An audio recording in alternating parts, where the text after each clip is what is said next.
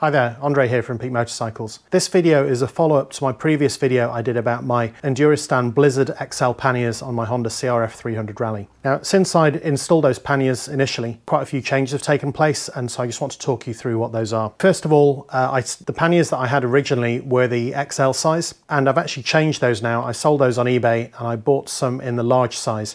So this means that it's gone from being 17 litres each side down to 12 litres each side. Now, on the one hand, it's a shame that I've lost that extra luggage space, but equally I found that I would rather have smaller bags on the side rather than have that 34 litre capacity all the time. Now, the small, medium and large bags from Enduristan, they're all the same dimensions as you look at the bike from the side, the width and the height. The bit that changes between them is the depth of them. So if you do the compression straps up, the large panniers are actually the same size as the small panniers, whereas the extra large did seem to just come down that bit further. Now, maybe on a bigger bike, on a middleweight adventure bike, or even a large adventure bike, they wouldn't look out of place at all. But I just felt they were a bit too big for what I wanted for my CRF300 Rally. So the bags that are on here now, and I'll give you a closer look at them, these are the large panniers, not the extra larges. The second thing, when I installed them originally, I'd had my H2C rack on the back of the bike. I've since replaced that with a Yamoto alloy rear rack, and it does seem to hook in a lot better. So I'll also show you that. The third thing is, since I did the initial install video, I've changed my exhaust. So the stock exhaust has a big heat shield on it, which never gets warm. The MotoX exhaust I put on the bike does not, and it does get warm. So what I've got is one of these Enduristan Inferno heat shields, which just clamps onto the silencer and does keep the bag off.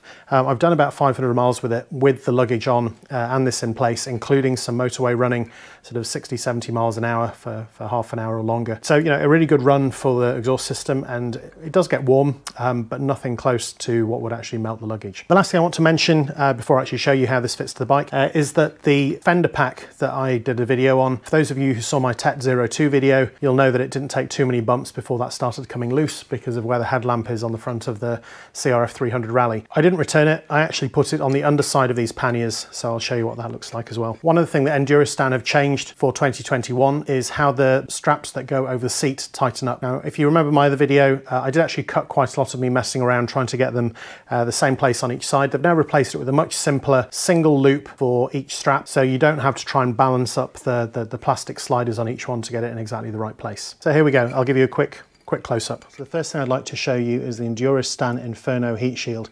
So on the stock silencer, it's got a big heat shield that covers all of this. It's actually made of plastic with some heat reflecting material on the inside of it, so it does run very cool. Because the bags hang over this, all of this is going to get warm. There is this little bracket here which will hold it off, but it's really not enough. So what this is, it's essentially a piece of aluminium standoff.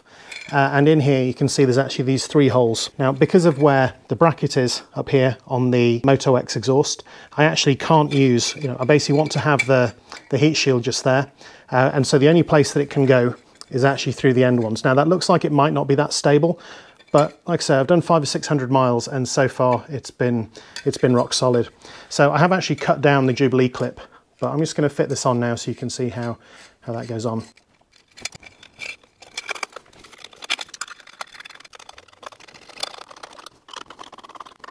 So there we go. I don't know if you can see that.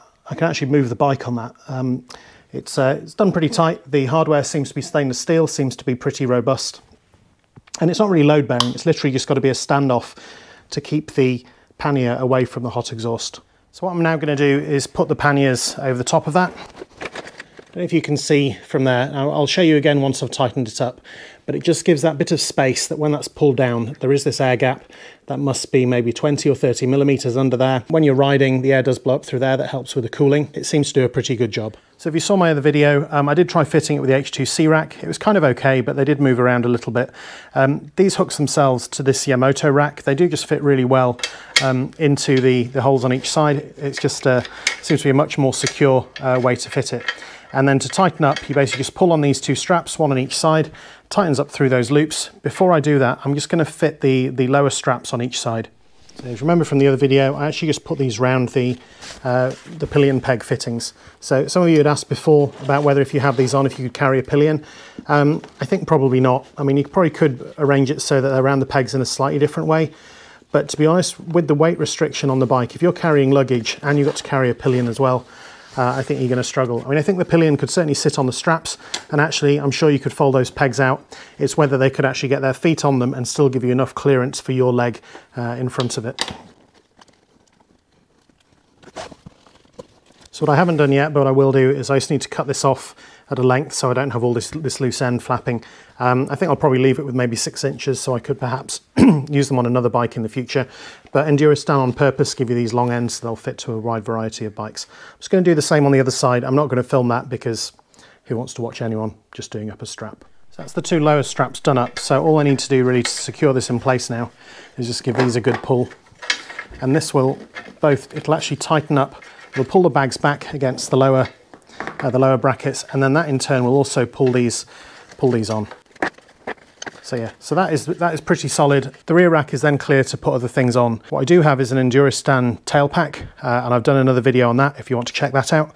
But yeah, that just clamps on top of there, so you could use that. You can equally put a hold all on the top of here. I have a couple of Enduristan Tornado 2 dry bags which fit across here quite well, and you can actually stack those up.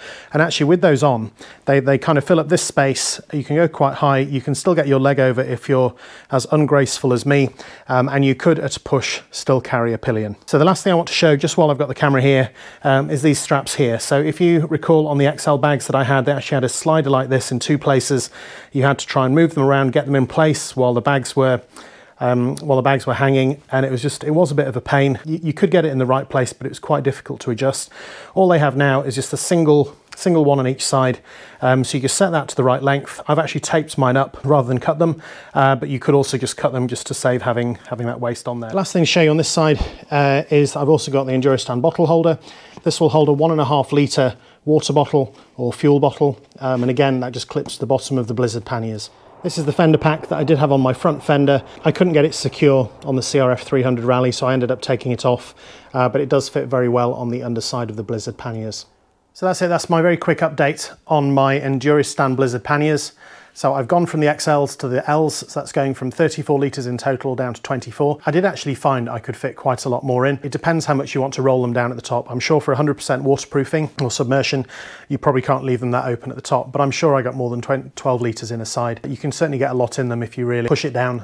Just don't pull the bike over while you're doing it. It's the change for 2021 with the different straps over the seat. I showed you the Inferno heat shield, which just keeps the bags off the exhaust, and also how the rear hooks hook into the Yamoto alloy rack. I'm sure it'll be similar for other alloy racks that have slots that run along the length of the bike.